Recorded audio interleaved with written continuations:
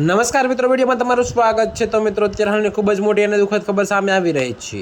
તો મિત્રો, તમને જણાવી દઈએ કે શુક્રવારે 24 ઓક્ટોબર હૈદરાબાદ બેંગલુરુ હાઈવે પર એક ભયંકર અકસ્માત સર્જાયો।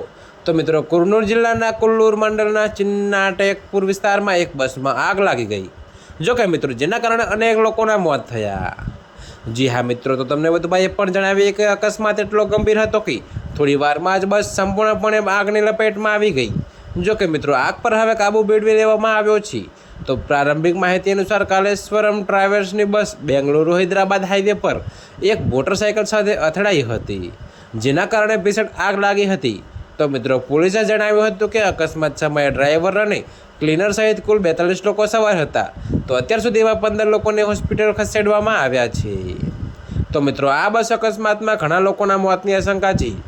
જો કે ચોક્કસ સંખ્યા હજુ સુધી જાણી શકાઈ નથી। તો મિત્રો, હોસ્પિટલમાં દાખલ થયેલા લોકોની સારવાર ચાલી રહી છે। તો મિત્રો, અત્યારે હાલ માટે આટલું જ। મળીશું નવી અપડેટ સાથે। અને જો તમને મારા વિડીયો પસંદ આવતા હોય તો વિડીયોને લાઇક, કોમેન્ટ, શેર અને અમારી ચેનલને સબસ્ક્રાઈબ કરવાનું ભૂલતા નહીં મિત્રો।